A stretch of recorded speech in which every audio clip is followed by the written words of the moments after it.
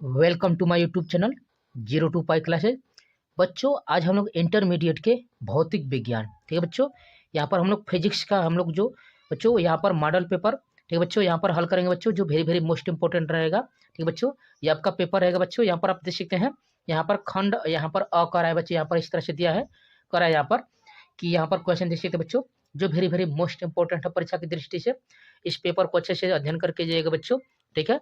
यहाँ पर 100% आने की संभावना है बच्चों, इसको देख सकते हैं। यहाँ पर पहला क्वेश्चन करा है क इसका कि एक वृत्तीय चालक कुंडली में जब धारा 2 एम्पियर से 18 एम्पियर 0.05 सेकेंड में बढ़ती है, तब प्रेरित विद्युत वाहक बल 20 वोल्ट होता है। कुंडली की स्वप्रेरकत्व क्या है? स्वप्रेरकत्व क्या है बच्चों, यहाँ पर देख सकते बच्चों, जो वेरी वेरी मोस्ट इंपॉर्टेंट है। और आपके पास ये 4 विकल्प दिए हैं बच्चों। इन चारों विकल्पों में से कह रहा है कि कौन सा इसका आंसर हो जाएगा बच्चों। इसका ऑप्शन नंबर कौन सा होगा बच्चों? ऐसे आपके एग्जाम में आने वाला है बच्चों, ठीक है बच्चों। आपके इस तरह से बहुविकल्पी यहाँ पर 5 क्वेश्चन आने वाले हैं, जो वेरी वेरी मोस्ट इंपॉर्टेंट रहेंगे, ठीक है बच्चों। तो इसका आंसर क्या हो जाएगा बच्चों, जल्दी बताइए। इसका आंसर क्या हो जाएगा? धारा जो है 2 एम्पियर से 18 एम्पियर कर दी जा रही है बच्चों, ठीक है। कब तक? यहाँ पर 0.05 सेकंड में बढ़ती है, तब कह रहा है कि प्रेरित विद्युत वाहक बल 20 वोल्ट होता है। तो इस कुंडली में स्वप्रेरकत्व का मान कितना होगा? यहाँ पर देख सकते हैं बच्चों, एमएच। यहाँ पर देख सकते हैं इन चारों विकल्पों में से कौन सा आंसर हो जाएगा बच्चों, ठीक है। तो इसका आंसर क्या हो जाएगा बच्चों, जल्दी बताइए। ठीक बच्चों, इसका आंसर क्या हो जाएगा? आप इन चारों विकल्पों को देख सकते हैं, जो वेरी वेरी मोस्ट इंपॉर्टेंट है। तो यहाँ पर इसका आंसर हो जाएगा बच्चों ए, ठीक है बच्चों। इसका आंसर क्या हो जाएगा? ए हो जाएगा आपका 62.5, ठीक है बच्चों। इसका आंसर क्या हो जाएगा बच्चों? 62.5 हो जाएगा, इस बात का ध्यान दीजिएगा, ठीक है बच्चों। इसका आंसर क्या हो जाएगा? 62.5 एमएच। अगला क्वेश्चन देखिए बच्चों, ख वाला क्या करा है यहाँ पर, जो वेरी वेरी मोस्ट इंपॉर्टेंट है। इसका अच्छे से अध्ययन करके जाइएगा बच्चों। करा कि म्यू 0 एप्सिलॉन 0 यहाँ पर अंडर रूट में है बच्चों। यहाँ पर देख सकते हैं 1 बटा में अंडर रूट है, क्योंकि -1 बटा में 2 का करा है कि मान होगा, यानी 1 बटा में अंडर रूट म्यू 0 एप्सिलॉन 0 का मान होगा बच्चों, ठीक बच्चों। इस तरह से आप देख सकते हैं, जो वेरी वेरी मोस्ट इंपॉर्टेंट है, ठीक बच्चों। इन चारों विकल्पों में से क्या आंसर हो जाएगा बच्चों, जल्दी बताइए। यहाँ पर देख सकते हैं इन चारों विकल्पों में से, यहाँ पर आप देख सकते हैं म्यू 0 एप्सिलॉन 0 का पावर -1 बटा में 2 का मान है, ठीक है बच्चों। तो इसका आंसर क्या हो जाएगा बच्चों, जल्दी बताइए, जो वेरी वेरी मोस्ट इंपॉर्टेंट है परीक्षा की दृष्टि से। तो इसका आंसर क्या हो जाएगा बच्चों, यहाँ पर जल्दी बताइए। इसका आंसर ख का, तो ख का आंसर क्या हो जाएगा बच्चों, इसको यहाँ पर देख सकते हैं। यहाँ पर तो ख का आपका आंसर हो जाएगा बच्चों यहाँ पर, ठीक है। यहाँ पर देख सकते हैं इन चारों विकल्पों में से, तो इसका आंसर क्या हो जाएगा, ठीक है बच्चों। यहाँ पर अध्ययन कर रहे हैं आप, देख सकते हैं बच्चों इस तरह से, ठीक है। यह वेरी वेरी मोस्ट इंपॉर्टेंट है परीक्षा की दृष्टि से, ठीक। तो इसका आंसर हो जाएगा बच्चों यहाँ पर म्यू 0 एप्सिलॉन 0 का पावर -1/2 का मान हो जाएगा 3 × 10 का पावर 8 मीटर प्रति सेकेंड। यानी इसका ऑप्शन क्या हो जाएगा बच्चों, बी ऑप्शन हो जाएगा। क्या हो जाएगा बच्चों, इसका ऑप्शन बी हो जाएगा, 3 × 10 का पावर 8 मीटर प्रति सेकेंड, ठीक है बच्चों। यहाँ पर ग वाले क्वेश्चन की ओर बढ़ेंगे बच्चों। देख सकते हैं ग वाला कर है, किसी तार का विद्युत प्रतिरोध 500 ओम है, इसकी विद्युत चालकता क्या होगी बच्चों, ठीक है बच्चों। यहाँ पर इसकी विद्युत चालकता क्या होगी, किसी तार का प्रतिरोध आर बराबर दिया बच्चों यहाँ पर 500 ओम, तो इसकी चालकता क्या हो जाएगा बच्चों। यहाँ पर आप देख सकते हैं चारों विकल्पों में से, इन चारों विकल्पों में से क्या आंसर आ जाएगा बच्चों, जल्दी बताइए। इन चारों विकल्पों में से क्या आंसर हो जाएगा बच्चों। यहाँ पर देख सकते हैं इन चारों विकल्पों में से, जो वेरी वेरी मोस्ट इंपॉर्टेंट है बच्चों यहाँ पर। तो ग का आंसर क्या हो जाएगा बच्चों यहाँ पर, इन चारों विकल्पों में से। तो ग का आंसर हो जाएगा बच्चों यहाँ पर देख सकते हैं, ठीक है बच्चों। यहाँ पर ग वाले का आंसर क्या हो जाएगा, इसका आंसर क्या हो जाएगा बच्चों इन चारों विकल्पों में से। ये आपका हो जाएगा 0.002 यहाँ पर प्रति ओम यहाँ पर, ठीक है बच्चों। यानी इसका विकल्प डी हो जाएगा। ग का क्या हो जाएगा बच्चों, डी हो जाएगा 0.002, ठीक है बच्चों। चलिए अगले क्वेश्चन को बढ़ जाते हैं बच्चों, घ नंबर पर, जो यहाँ पर देख सकते हैं, जो वेरी वेरी मोस्ट इंपॉर्टेंट है परीक्षा की दृष्टि से। इसका अच्छे से अध्ययन करिएगा बच्चों, ठीक है। यहाँ पर घ वाला करा है, रेडियो एक्टिव पदार्थ से उत्सर्जित नहीं होता है, और इन चारों विकल्पों में से क्या उत्सर्जित नहीं होता है बच्चों, ठीक है बच्चों। जो वेरी वेरी मोस्ट इंपॉर्टेंट है, इन चारों से क्या उत्सर्जित नहीं होता है बच्चों, यहाँ पर जल्दी बताइए। यहाँ पर घ का, तो घ का आंसर क्या हो जाएगा बच्चों, यहाँ पर घ का आंसर हो जाएगा, आप देख सकते हैं इसमें से अल्फा कण तो होता है बच्चों, आप देखे होंगे, ठीक बच्चों। यहाँ पर इस तरह से, यहाँ पर बीटा कण भी होता है बच्चों, और गामा फोटॉन भी होता है। तो क्या नहीं होता है बच्चों, तो इन चारों विकल्पों में सब समझिए बच्चों क्या हो जाएगा, और एक उत्सर्जित नहीं होता है रेडियो एक्टिव पदार्थ में से, क्या नहीं होता है। तो यहाँ पर हो जाएगा आपका बच्चों यहाँ पर, ठीक है, प्रोटॉन, ठीक है बच्चों। यहाँ पर प्रोटॉन उत्सर्जित नहीं होते हैं। क्या नहीं होते बच्चों? ये प्रोटॉन उत्सर्जित नहीं होते हैं, यानी यहाँ पर घ का डी वाला विकल्प हो जाएगा। ठीक है बच्चों, चलिए अगले क्वेश्चन को बढ़ जाते हैं। यहाँ पर देख सकते हैं कह है निम्नलिखित कण एक ही वेग से गतिमान है। अधिकतम डी ब्रागली तरंगदैर्घ्य वाला कण है। अधिकतम डी ब्रागली तरंगदैर्घ्य की बात कर रहा है बच्चों, और ये 4 विकल्प आपके पास दिए है बच्चों। इन चारों विकल्पों में से क्या आंसर हो जाएगा? कह रहा है कि जो एक कण है ये एक ही वेग से गतिमान है, तो अधिकतम डी ब्रागली तरंगदैर्घ्य वाला कण कौन सा बच्चों? और ये 4 विकल्प आपको दिख रहे होंगे बच्चों। तो अंगा का क्या आंसर हो जाएगा बच्चों? तो यहाँ पर जब एक ही समान है बच्चों, तो यहाँ पर अधिकतम तरंगदैर्घ्य वाले यहाँ पर क्या हो जाएगा कण? तो इलेक्ट्रॉन हो जाएगा। इसका आंसर क्या हो जाएगा बच्चों? इलेक्ट्रॉन हो जाएगा। ठीक बच्चों, इसका आंसर क्या हो जाएगा? आपका आंसर इलेक्ट्रॉन हो जाएगा, यानी अंगों का क्या हो जाएगा बच्चों?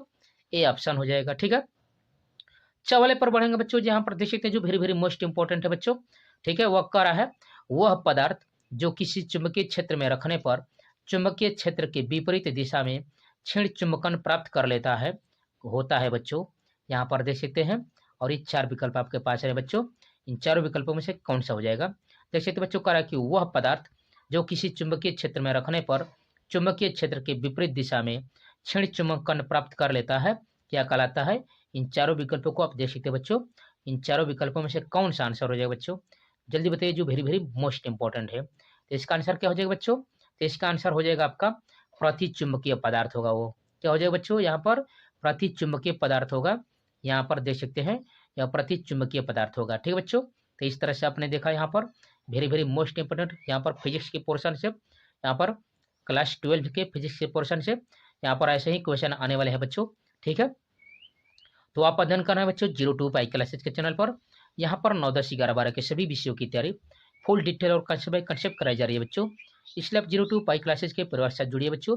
वीडियो को लाइक शेयर और सब्सक्राइब जरूर कीजिए। ठीक है, तो चलिए अगले हम लोग क्वेश्चन पर बढ़ जाते हैं बच्चों। यहाँ पर खंड ब आपका जो रहेगा बच्चों, यहाँ पर लघु उत्तरी दीर्घ उत्तरी रहेगा बच्चों, जो वेरी वेरी मोस्ट इंपॉर्टेंट रहेंगे बच्चों।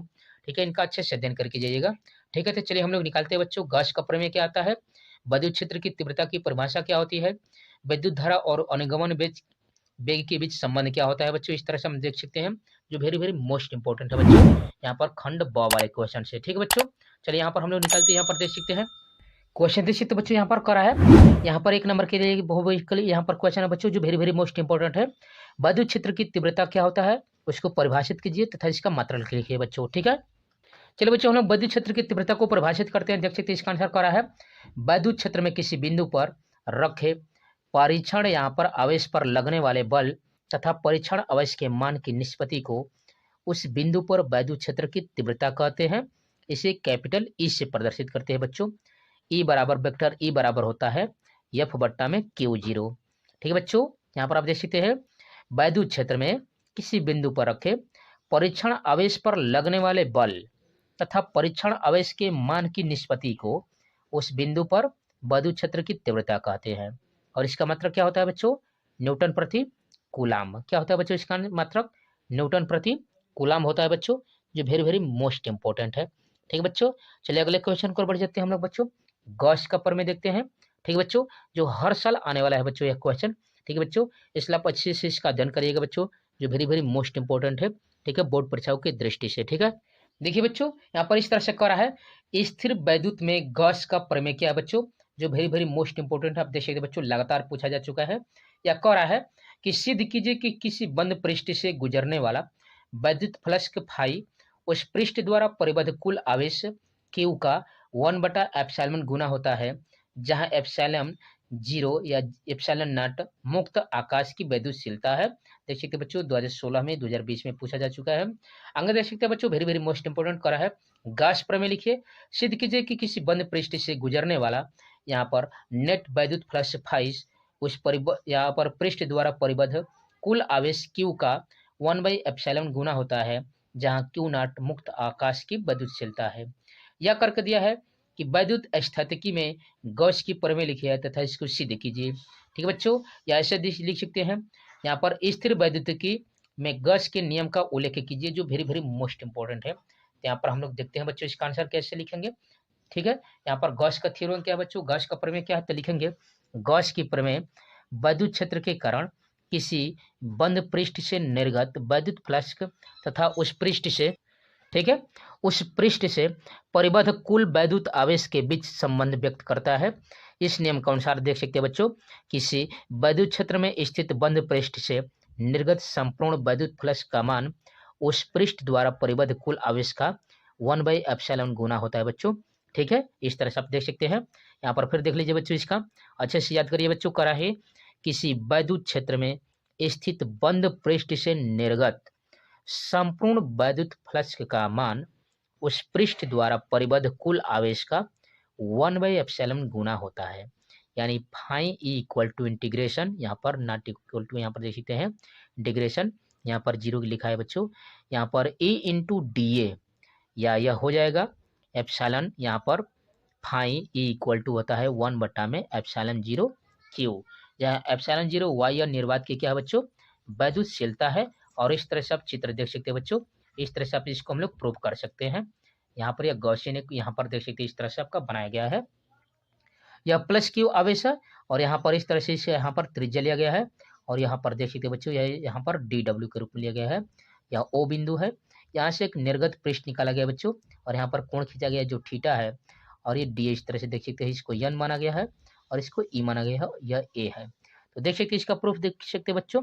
ठीक है, देख सकते हैं चित्र में करा कि एक बंद पृष्ठ दर्शाया गया है जिसका क्षेत्रफल ए है।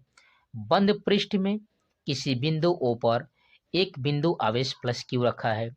इस प्रकार बंद पृष्ठ प्लस क्यू आवेश के वैद्युत क्षेत्र में स्थित है। इस पृष्ठ के बिंदु पी पर, आप देख सकते हैं इस बिंदु पी पर जो पृष्ठ लगा है, बिंदु पी पर एक अत्यंत लघु क्षेत्रफल डी ए लिया गया है। एक क्या लिया गया बच्चों, यहाँ पर डी ए लिया गया है। यहाँ पर देख सकते हैं इस तरह से आपका डी ए लिया गया है। बिंदु पी की ओ से दूरी आर ली गई है बच्चों। पी से ओ की दूरी कितनी ली गई है बच्चों, यहाँ पर देख सकते हैं जो पी है और यहाँ से जो यह क्यू है यानी ओ है, इसके बीच की दूरी को क्या लिया गया बच्चों, यहाँ पर आर लिया गया है। इस लघु क्षेत्रफल वाले, यहाँ से आप देख सकते हैं इस लघु क्षेत्रफल वाले यहाँ पर डी ए को इस पर खींचे गए अभिलंब यानी पीएन की दिशा में क्षेत्रीय वेक्टर डी ए द्वारा दर्शाया गया है। बिंदु पी पर प्लस क्यू आवेश के कारण उत्पन्न वैद्युत क्षेत्र की तीव्रता, ठीक बच्चों, ई बराबर 1/4πε0 क्यू बट्टा में आर स्क्वायर, यह समीकरण नंबर 1 माना गया है। ठीक है बच्चों, ई की जो दिशा है, वैद्युत क्षेत्र की जो दिशा है बच्चों, ओ से पी की ओर है बच्चों, यानी जो यह ओ था वह पी की ओर था, इसकी दिशा ओ से पी की ओर था बच्चों। इसकी दिशा किधर हो जाएगी बच्चों, इस ओ से इधर पी की ओर दिशा इसकी हो जाएगी। ठीक बच्चों, यह पी एन की दिशा में यहाँ पर देख सकते हैं, यहाँ पर यह पी एन जो आपका है इस तरह से, यह क्या लिया गया बच्चों, यहाँ पर क्षेत्रफल लिया गया है पी एन की दिशा में। ठीक है, इस तरह से आप देख सकते हैं। ठीक है, चलिए अगले यहाँ पर बढ़ जाते हैं बच्चों, इसका आगे बढ़ेंगे तो क्षेत्रफल डी ए से निर्गत वैद्युत flux D phi E equal to E into A हो जाएगा, अथवा कह सकते हैं बच्चों D phi E equal to E D A cos theta, और समीकरण नंबर इसको 2 मान लेंगे। ठीक है, जो थीटा है ई तथा डी ए के बीच का कोण है बच्चों, मैं दिखा चुका हूँ। समीकरण 1 से ई का मान समीकरण 2 में रख देते हैं बच्चों। ठीक है बच्चों, जो समीकरण 1 से जो ई का मान है बच्चों, यहाँ पर समीकरण हम लोग क्या करते हैं बच्चों, 2 में रख देते हैं। ठीक है, ठीक है, यहाँ से समीकरण 1 का जो मान है वह 2 में रख देते हैं हम लोग ऐसे ही। ठीक है, मान रख देंगे तो क्या हो जाएगा बच्चों, यहाँ पर ई डी फाई बराबर हो जाएगा 1 बटा में ई का मान रखेंगे तो 1 बटा में 4πε0 क्यू बटा में R square D A cos theta, क्योंकि समीकरण 2 में हम लोग मान रख रहे हैं बच्चों यहाँ पर। तो यहाँ से क्या हो जाएगा बच्चों, तो यहाँ पर क्यू को बाहर निकाल देंगे तो क्यू बटा में 4πε0, यह डी ए कॉस थीटा बटा में आर स्क्वायर, परंतु डी ए कॉस थीटा बटा में आर स्क्वायर बराबर होता है बच्चों क्षेत्रफल डी ए द्वारा बिंदु ओ पर आंतरिक घन कोण है बच्चों, जिसको डी ओमेगा यानी डी ओमेगा द्वारा मान लिया जाता है। तो D phi E equal to हो जाएगा क्यू बटा में 4πε0 डी ओमेगा, और यह समीकरण नंबर 3 हो जाएगा। क्या हो जाएगा बच्चों, आपका समीकरण नंबर आपका 3 हो जाएगा। इस तरह से जब समीकरण नंबर 3 हो गया, अतः संपूर्ण बंद पृष्ठ क्षेत्रफल ए से अभिलंबवत निर्गत संपूर्ण वैद्युत फ्लक्स है, यानी phi E equal to integration A into D A, और यहाँ पर इसका मान रख देंगे तो क्यू बटा में 4πε0 इंटीग्रेशन डी डब्ल्यू हो जाएगा, यानी डी ओमेगा, यहाँ पर हो जाएगा इक्वेशन नंबर 4। परंतु इंटीग्रेशन डी ओमेगा संपूर्ण बंद पृष्ठ द्वारा बिंदु ओ पर आंतरिक घन कोण है, जहाँ पर यह होता है बच्चों 4 पाई स्टेरेडियन होता है घनकोण को, ठीक है। तो यहाँ से इसका मान रख देते हैं बच्चों और यहाँ से निकाल देते हैं। क्या हो जाएगा, फाई ई बराबर क्यू बटा में 4 पाई एप्सिलॉन 0 इंटू 4 पाई, 4 से 4 कैंसिल हो जाएगा, पाई से पाई कैंसिल हो जाएगा, तो फाई ई बराबर 1 बटा में एप्सिलॉन 0 क्यू। और यही गॉस का कथन था बच्चों, जो वेरी वेरी मोस्ट इंपॉर्टेंट है बच्चों, परीक्षाओं में ऐसा ही आ रहा है, आपको अच्छे से लिख करना है बच्चों, ठीक है। चलिए आगे बढ़ जाते हैं बच्चों, हम लोग ऐसे ही आगे बढ़ेंगे। देखेंगे बच्चों एक न्यूमेरिकल यहाँ पर देख रहा है, आशुत जल की 64 बूंदे, प्रत्येक की त्रिज्या 0.1 मिलीमीटर तथा आवेश 2/3 गुणे 10 की पावर -12 कूलम्ब है, मिलकर एक बड़ी बूंद बनाती है। बड़ी बूंद का विभव ज्ञात कीजिए बच्चों, जो वेरी वेरी मोस्ट इंपॉर्टेंट है, ठीक है। इसका अच्छे से अध्ययन करिएगा बच्चों। यहाँ पर देख सकते हैं दिया है, यहाँ पर हल इसका करेंगे तो बच्चों यहाँ पर देखेंगे, लिखेंगे बच्चों छोटी बूंद की त्रिज्या दिया है r बराबर 0.1 मिलीमीटर, यानी 10 का पावर -4 मीटर हो जाएगा, ठीक है। वैसे मान सकते हैं माना बड़ी बुद्ध की त्रिज्या कैपिटल R मीटर हो जाएगी। अब हम लोग जानते हैं बच्चों कि एक बड़ी बुद्ध का आयतन बराबर कह रहा है कि 64 छोटी बुद्धों का आयतन इस तरह से दिया है बच्चों, इस तरह से आप देख सकते हैं 64 छोटी बुद्धों का आयतन दिया है यहाँ पर। तो यहाँ पर आयतन के लिए फार्मूला होता है, गोला है बच्चों, बूंद है, गोला है, तो गोले का आयतन होता है 4/3 पाई आर क्यू, और वैसे ही 64 गुणे 4/3 पाई आर क्यू।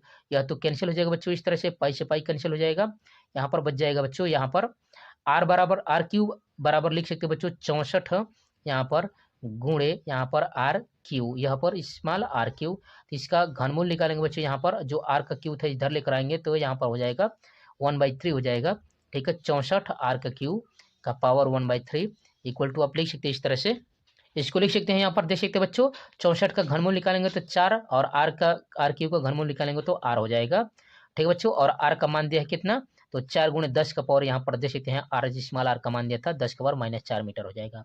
अब बड़ी बूथ पर आवेश बराबर हो जाएगा q बराबर 64 गुणे एक छोटी बूथ पर आवेश, और इसका मान दिया बच्चों तो 64 गुणे 2/3 गुणे 10 का पावर -12 कूलम हो जाएगा।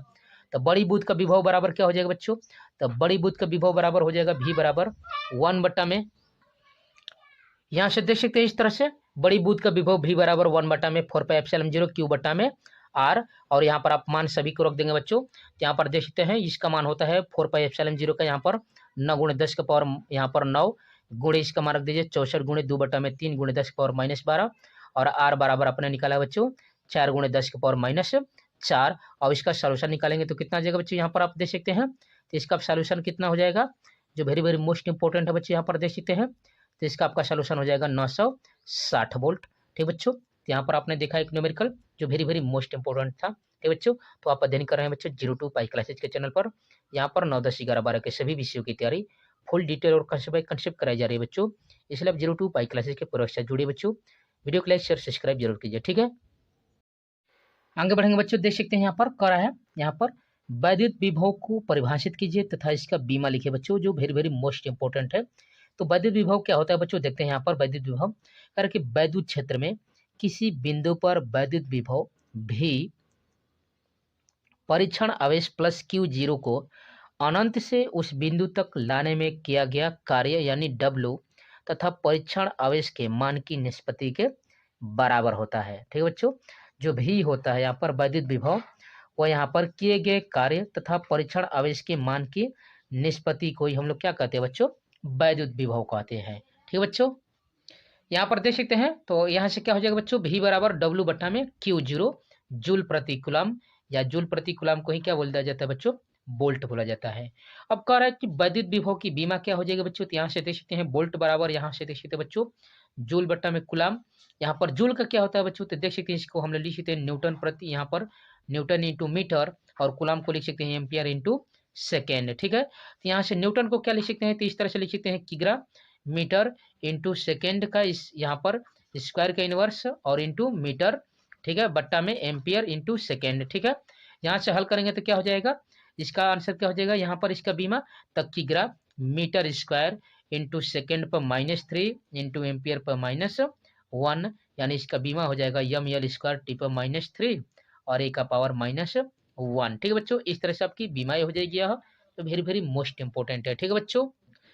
अगला क्वेश्चन देख सकते हैं बच्चों, जो वेरी वेरी मोस्ट इंपॉर्टेंट है, बार बार परीक्षाओं में आ रहा है। मुक्त इलेक्ट्रॉनों के अनुगमन वेग से आप क्या समझते हैं। इलेक्ट्रॉन अनुगमन वेग के सिद्धांत द्वारा ओम के नियम का निगमन कीजिए। बच्चों आप देख सकते हैं जो वेरी वेरी मोस्ट इंपोर्टेंट है, यह करके करा है कि किसी चालक विभवांतर तथा मुक्त इलेक्ट्रॉनों के अपवाह यानी अनुगमन वेग के बीच का संबंध स्थापित कीजिए। या आप देख सकते हैं करा है कि किसी चालक के बीच विभवांतर तथा मुक्त इलेक्ट्रॉनों के अनुगमन वेग के बीच संबंध स्थापित कीजिए। बच्चों यह करके दिया है कि मुक्त इलेक्ट्रॉनों को अपवाह वेग से आप क्या समझते हैं, मुक्त इलेक्ट्रॉनों का अपवाह वेग के आधार पर ओम के नियम की व्याख्या कीजिए। ठीक है बच्चों, फिर करा कि अनुगमन वेग को परिभाषित कीजिए। या करके मुक्त इलेक्ट्रॉनों को अनुगमन वेग से आप क्या समझते हैं। या करके दिए किसी धातु में मुक्त इलेक्ट्रॉनों के अपवाह वेग से आप क्या तात्पर्य है। मुक्त इलेक्ट्रॉनों को अपवाह वेग के आधार पर ओम के नियम का व्यंजन प्राप्त कीजिए। बच्चों जो वेरी वेरी आपका मोस्ट इंपोर्टेंट है, बार बार यह क्वेश्चन आ रहा है बच्चों, अच्छे से इसको अध्ययन करके ही जाइएगा। ठीक है, तो चलिए हम लोग देख लेते हैं इसका यहाँ पर अनुगमन वेग क्या होता है यानी अपवाह वेग क्या होता है। बच्चों तो देख सकते हैं किसी धातु के तार के सिरों को बैटरी से जोड़ देने पर तार के सिरों के बीच एक विभवांतर स्थापित हो जाता है। इस विभवांतर अथवा वैद्युत क्षेत्र के कारण इलेक्ट्रॉन यहाँ पर एक वैद्युत बल का अनुभव करता है जो इलेक्ट्रॉनों को त्याग प्रदान करता है, यहाँ पर त्वरण प्रदान करता है। परंतु इस त्वरण से इलेक्ट्रॉनों की चाल लगातार बढ़ती नहीं जाती बल्कि धातु के धन आयनों से टकराकर ये इलेक्ट्रॉन बैटरी से प्राप्त ऊर्जा के खोते रहते हैं। स्पष्ट है कि यहाँ पर बैटरी का विभवांतर इलेक्ट्रॉनों को त्वरित गति प्रदान नहीं कर पाता बल्कि तार की लंबाई के अनुदिश एक लघु नियत वेग दे ही पाता है जो इलेक्ट्रॉनों की अनियमित गति पर आरोपित हो जाता है। इलेक्ट्रॉनों के इस लघु नियत वेग को ही अनुगमन वेग कहते हैं, इसे VD से प्रदर्शित करते हैं। ठीक है, इसके बाद यहाँ पर देख सकते हैं ओम का नियम का सत्यापन। ठीक है बच्चों, जो वेरी वेरी मोस्ट इंपोर्टेंट है, देख सकते हैं कह रहा है कि माना एक धातु के तार की लंबाई स्मॉल l तथा अनुप्रस्थ परिच्छेद का क्षेत्रफल a है। जब इसके सिरों के बीच विभवांतर भी लगाया जाता है तो इसमें वैद्युत धारा I प्रवाहित होने लगती है। यदि तार वे प्रति यहाँ पर एकांक आयतन में मुक्त इलेक्ट्रॉनों की संख्या यानी स्मॉल n हो तब इलेक्ट्रॉनों को अनुगमन वेग यानी VD बराबर हो जाएगा I बराबर n E यहाँ पर A VD और यह हो जाएगा आपका समीकरण नंबर 1। ठीक बच्चों, इसके बाद देखेंगे जहाँ E इलेक्ट्रॉन का आवेश है, यहाँ पर तार के प्रत्येक बिंदु पर वैद्युत क्षेत्र की तीव्रता हम लोग जानते हैं E बराबर V/L होता है। अतः देख सकते हैं इस क्षेत्र द्वारा प्रत्येक मुक्त इलेक्ट्रॉन पर आरोपित बल F बराबर E और यहाँ पर स्मॉल e। ठीक है, और यहाँ पर रख सकते हैं E का मान यहाँ से V/L। ठीक है बच्चों, और यहाँ पर देखेंगे यदि इलेक्ट्रॉन का द्रव्यमान m हो तो इस बल के कारण इलेक्ट्रॉन से उत्पन्न त्वरण क्या हो जाएगा, F बराबर यहाँ पर होता है A बराबर F/m यानी EV/ml, समीकरण नंबर 2 हो जाएगा। यहाँ से आगे बढ़ेंगे तो देख सकते हैं इस तरह से जो वेरी वेरी मोस्ट इंपोर्टेंट है, यहाँ से देख सकते हैं बच्चों करा है तार के भीतर मुक्त इलेक्ट्रॉन धातु के धन आयनों से बारंबार टकराते रहते हैं। किसी धन आयनों से टकराने के पश्चात इलेक्ट्रॉन का वेग यहाँ पर वैद्युत क्षेत्र E की, ठीक है, देख सकते हैं E की विपरीत दिशा में बढ़ने लगता है। यदि किसी इलेक्ट्रॉन की धन आयनों से हुई दो क्रमागत टकरों के बीच का समय अंतराल टाउ हो तो इलेक्ट्रॉन के वेग में a टाउ वृद्धि होगी। यदि किसी क्षण वैद्युत क्षेत्र के अनुपस्थिति में किसी इलेक्ट्रॉन का ऊष्मीय वेग V1 यहाँ पर U1 तथा वैद्युत क्षेत्र E की उपस्थिति में उसका वेग बढ़कर U1 + a टाउ1 हो जाएगा, जहाँ टाउ1 उस इलेक्ट्रॉन का दो क्रमागत टुकड़ों के बीच का समय अंतराल है। इसी प्रकार अन्य इलेक्ट्रॉनों के वेग V2 + a टाउ2, वैसे ही यहाँ पर U3, यहाँ पर U है बच्चों, यह U3 + a टाउ3 होंगे। सभी n इलेक्ट्रॉनों का औसत वेग ही मुक्त इलेक्ट्रॉनों का अनुगमन वेग यानी VD होगा। इस प्रकार से कह सकते हैं VD बराबर U1 + a टाउ1 + U2 + a टाउ2 + U3 + इस तरह से U1 + a टाउ n और बट्टा में n। ठीक है, यहाँ से U1 U2 U3 को बाहर निकाल देंगे, U1 + U2 + U3 UN बटा में n प्लस a निकाल देंगे बाहर तो हो जाएगा टाउ1 + टाउ2 + टाउ3 + टाउ n बटा में n हो जाएगा। परंतु हम लोग जानते हैं कि U1 + U2 + U3 UN बटा में n मुक्त इलेक्ट्रॉनों का औसत ऊष्मीय वेग है, परंतु यह शून्य होता है।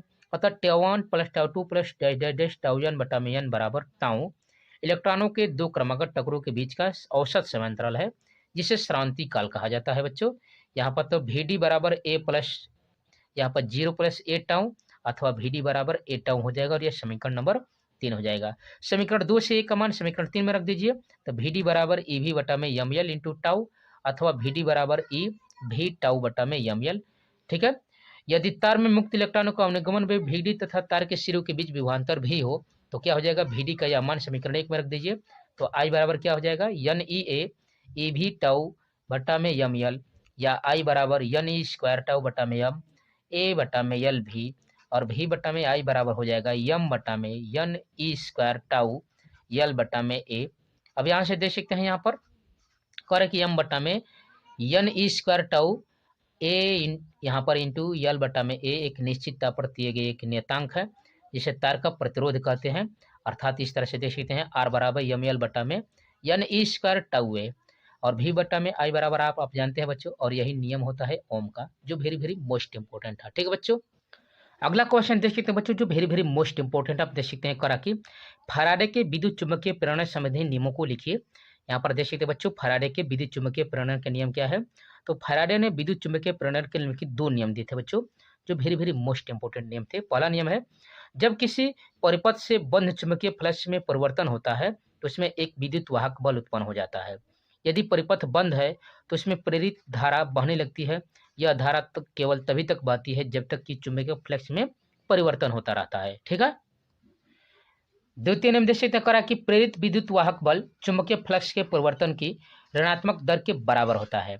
जो द्वितीय नियम है फैराडे का, जो वेरी वेरी मोस्ट इंपॉर्टेंट है, आप देख सकते हैं, करा है प्रेरित विद्युत वाहक बल चुंबकीय फ्लक्स की परिवर्तन की ऋणात्मक दर के बराबर होता है। ठीक है, देख सकते हैं इसका यहाँ पर करा कि यदि किसी समय परिपथ से गुजरने वाले चुंबकीय फ्लक्स का मान φ1 है और d डेल्टा t समांतराल के बाद यह फ्लक्स φ2 हो जाता है, तो डेल्टा t समांतराल में चुंबकीय फ्लक्स में परिवर्तन क्या हो जाएगा, φ2 minus φ1 equal to delta phi. ठीक है बच्चों, यहाँ से क्या हो जाएगा, यदि परिपथ में प्रेरित विद्युत वाहक बल E हो तो E बराबर माइनस डेल्टा फाई बटा में डेल्टा टी। ठीक है, जब इसका हम लोग लिमिट लेंगे बच्चों, तो limit delta t tends to 0, तो E बराबर minus limit delta t tends to 0 d यहाँ पर डेल्टा फाई बटा में डेल्टा टी, अर्थात E बराबर माइनस डेल्टा फाई बटा में डेल्टा टी।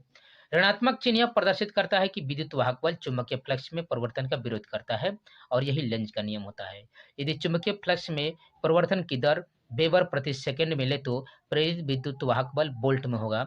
यदि कुंडली में n फेरे हो तो पूरी कुंडली में प्रेरित विद्युत वाहक बल E बराबर माइनस n डेल्टा फाई बटा में डेल्टा टी बराबर यहाँ पर माइनस डेल्टा n फाई बटा में डेल्टा टी वोल्ट हो जाएगा, जहाँ n फाई कुंडली में चुंबकीय फ्लक्स ग्रंथियों के यहाँ पर ग्रंथिताओं की यहाँ पर ये संख्या है बच्चों, जो वेरी वेरी मोस्ट इंपॉर्टेंट है।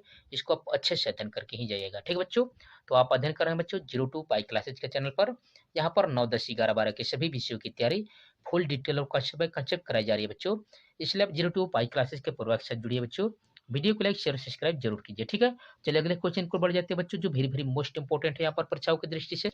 देख सकते हैं बच्चों, अगला जो क्वेश्चन है जो वेरी वेरी मोस्ट इंपॉर्टेंट है 2 नंबर के अंकों के लिए, देख सकते हैं करा है, एक लेंस जिसकी फोकस दूरी f है एक दीप्त वस्तु का चित्र पर्दे पर m गुना बड़ा बनाती है, तो सिद्ध कीजिए कि पर्दे की लेंस से दूरी m+1 f है। तो आप जानते हैं बच्चों, इसका सलूशन निकालेंगे तो हम जानते हैं बच्चों, लेंस का सूत्र 1 बटा में v माइनस 1 बटा में u बराबर 1 बटा में f के दोनों पक्षों में v से गुणा कर देते हैं बच्चों, यानी v बटा में v माइनस v बटा में u बराबर v बटा में f। ठीक है बच्चों, यहाँ से हम लोग जानते हैं कि v बटा में u क्या होता है बच्चों, आवर्धन होता है जिसे m से प्रदर्शित करते हैं, तो यह कट जाएगा 1 हो जाएगा, माइनस इसको m लिखेंगे बराबर v बटा में f, यानी v बराबर f 1 माइनस m, यह जो समीकरण 1 है। परंतु यहाँ पर आप देख सकते हैं बच्चों इस तरह से करें कि परंतु पर्दे पर प्राप्त चित्र वास्तविक होता है, इसलिए m ऋणात्मक होता है, अतः समीकरण 1 में m के स्थान पर माइनस m रखने पर पर्दे की लेंस से दूरी हो जाएगी v बराबर f1 प्लस m या m+1 f, जो इस तरह से आपका वेरी वेरी मोस्ट इंपॉर्टेंट था बच्चों। इस तरह से आपके लेंस और दर्पण से आने वाले है क्वेश्चन, जो बहुत इंपॉर्टेंट है बच्चों, इनका अच्छे से ही अध्ययन करके जाइएगा बच्चों इस लेसन को जो। ठीक है बच्चों, अगला क्वेश्चन देख सकते हैं बच्चों यहाँ पर, जो वेरी वेरी मोस्ट इंपॉर्टेंट है, कह रहा है कि तरंगाग्र किसे कहते हैं, हाइगेंस के द्वितीयक तरंगिकाओं का सिद्धांत लिखिए, या करके दिया है हाइगेंस के तरंग संचरण संबंधी सिद्धांतों की व्याख्या कीजिए बच्चों, या तरंगाग्र किसे कहते हैं, या करके दिया है कि हाइगेंस के द्वितीयक तरंगिकाओं के सिद्धांत की विवेचना कीजिए, जो वेरी वेरी मोस्ट इंपॉर्टेंट है। यहाँ पर देख सकते हैं इस तरह से कर तरंगाग्र क्या होता है, वेव फ्रंट क्या होता है बच्चों, देख सकते हैं किसी एक माध्यम में जिसमें कोई तरंग संचरित हो रही हो, यदि हमें कोई ऐसा पृष्ठ खींचे जिसमें स्थित कण कंपन की समान कला में हो तो ऐसे पृष्ठ को तरंगाग्र कहते हैं।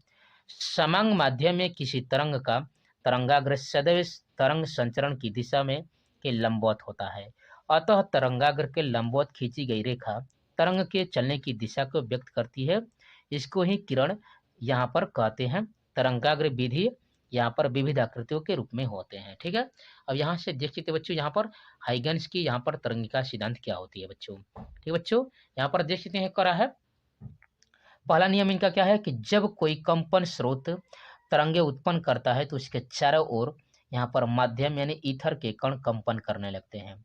माध्यम का वह पृष्ठ जिसमें स्थित सभी कण एक ही कला में कंपन कर रहे होते हैं तरंगाग्र कहलाता है। समान माध्यम में किसी तरंग का तरंगाग्र संचरण के यहाँ पर तरंग के संचरण की दिशा में लंबवत होता है। अतः तरंगाग्र के अभिलंबवत खींची गई रेखा तरंग के संचरण की दिशा को व्यक्त करती है तथा इसे किरण कहते हैं। ठीक है बच्चों, यह पहला नियम था। यहाँ पर दूसरा देख सकते हैं करा है कि माध्यम में जहां भी तरंगाग्र पहुंचता है वहां पर स्थित प्रत्येक कण एक या यहाँ पर देख सकते हैं यहाँ पर एक नया तरंग स्रोत बना लेता है जिसमें नई तरंगे सभी दिशाओं में निकलती है। इन तरंगों को द्वितीयक तरंगिकाएं कहते हैं। द्वितीयक तरंगिकाएं प्राथमिक तरंग की चाल से ही आगे बढ़ती है। ठीक है, और तीसरा देख सकते हैं बच्चों जो वेरी वेरी मोस्ट इंपोर्टेंट है, यहाँ पर देख सकते हैं करा है कि किसी क्षण सभी द्वितीयक तरंगिकाओं को स्पर्श करता हुआ खींचा गया पृष्ठ अर्थात उल्लोप उस क्षण तरंगाग्र की नवीन स्थिति को प्रदर्शित करता है। इस प्रकार तरंगे आगे माने बढ़ती चली जाती है। चित्र में आप देखेंगे बच्चों, यहाँ पर आगे मैं चित्र दिखा रहा हूँ बच्चों, देख सकते हैं कर कि चित्र में यश एक बिंदु स्रोत है जिसमें तरंगे निकल रही है। माना कि तरंगों की चाल भी है। माना कि किसी क्षण तरंगाग्र की स्थिति ए बी है। ठीक है बच्चों, इस तरह से आप देख सकते हैं यहाँ पर तरंगाग्र की यहाँ पर ए बी है। ए बी पर स्थित प्रत्येक बिंदु से द्वितीयक गोलीय तरंग प्राथमिक तरंग की चाल भी से यहाँ पर चारों ओर फैल रही है। माना कि हमें टी समय उपरांत एक यहाँ पर तरंगाग्र की स्थिति ज्ञात करनी है। इतने समय में प्रत्येक तरंगिका यहाँ पर द्वितीयक तरंगिका भीटी दूरी तय करेगी। अतः हम ए बी पर स्थित बिंदु जैसे 1 2 3 4 डैश पर भीटी त्रिज्या के गोले खींचती है। इन गोलों को स्पर्श करता हुआ हम लोग खींचा गया पृष्ठ A1 B1 यहाँ पर एनवलोप है। यही तरंगाग्र की नवीन स्थिति है। गोलों का एवोल्यूशन आप कह सकते हैं A2 B2 यहाँ पर पीछे की दिशा में। और चित्र देख सकते हैं बच्चों जो वेरी वेरी मोस्ट इंपोर्टेंट है, देख सकते हैं भी, परंतु तरंगा का यहाँ पर सिद्धांत पीछे की दिशा में स्थित एवोल्यूशन को स्वीकार नहीं करता। ठीक इसी प्रकार चित्र बी में भी समतल यहाँ पर तरंगा का बढ़ना यहाँ पर समझाया गया है। इस तरह से आप देख सकते हैं बच्चों जो वेरी वेरी मोस्ट इंपोर्टेंट है इसका चित्र यहाँ पर। ठीक है बच्चों, इस तरह से आपको अच्छे से यहाँ पर अध्ययन करना है, इसको तैयार करना है। ठीक है बच्चों, यहाँ पर आप देख रहे थे बच्चों, ठीक है, जो वेरी वेरी मोस्ट इंपोर्टेंट है।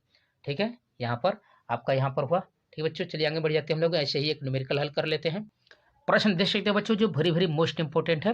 करके 1.94 हेनरी प्रेरक 10 माइक्रोफैरड संधारित्र तथा 25 ओम प्रतिरोधक एक प्रत्यावर्ती स्रोत भी बराबर 285 साइन 100 टी यहाँ पर बोल्ट के साथ श्रेणी क्रम में जुड़े गए हैं। परिपथ की प्रतिबाधा वर्ग माध्य यहाँ पर मूल धारा तथा ऊष्मीय क्षय की दर ज्ञात कीजिए बच्चों। तो क्या क्या दिया बच्चों, तो प्रेरकत्व यल बराबर दिया है 1.94 हेनरी। धारिता सी बराबर दिया है 10 माइक्रोफैरड यानी कि 10 × 10⁻⁻6 फैरड। प्रतिरोध आर बराबर दिया है 25 ओम। प्रतिबाधा यानी जेड बराबर पूछ रहा है बच्चों यहाँ पर IMRS यानी वर्गमाध्य मूल्य धारा भी पूछ रहा है तथा क्या पूछ रहा है, ऊष्मीय क्षय यानी पी का मान पूछ रहा है। तो समीकरण से हम लोग जानते हैं बच्चों भी बराबर होता है, यहाँ से देख सकते हैं बच्चों इस तरह से हम लोग तुलना करेंगे 285 यहाँ पर साइन 100 टी की तुलना करेंगे, भी बराबर V0 साइन ओमेगा टी से तुलना करेंगे तो V0 बराबर हो जाएगा 285, ओमेगा बराबर हो जाएगा 100 रेडियन प्रति सेकेंड। अब यहाँ पर प्रेरक प्रतिघात बराबर XL बराबर होता है ओमेगा L इक्वल टू यहाँ से हल करेंगे, यहाँ तो मान रख देंगे तो कितना हो जाएगा 194 ओम हो जाएगा। प्रतिघात XC बराबर होता है 1/ओमेगा C, मान रख देंगे तो यहाँ पर कितना आ जाएगा बच्चों, इस तरह से आपका यहाँ पर हल कर देंगे तो यह 1000 हो जाएगा। अब प्रतिबाधा जेड बराबर क्या होता है बच्चों, तो अंडर रूट होता है, हम लोग जानते हैं यहाँ पर आर स्क्वायर प्लस एल, यहाँ पर एक्स एल माइनस एक्स सी का होल स्क्वायर, और इस तरह से मान रखकर इस तरह से आप निकाल देंगे बच्चों। तो इसका मान कितना आ जाएगा बच्चों, 806.4 ओम हो जाएगा। ठीक है, यहाँ पर वर्ग मध्य मूलचाल निकालेंगे, यहाँ पर शिखर का मान नहीं, धारा का शिखर मान निकालेंगे। आई जीरो बराबर होता है V0 बटा में जेड, और इस तरह से 285 बटा में 806.4 यानी 0.35 एम्पियर।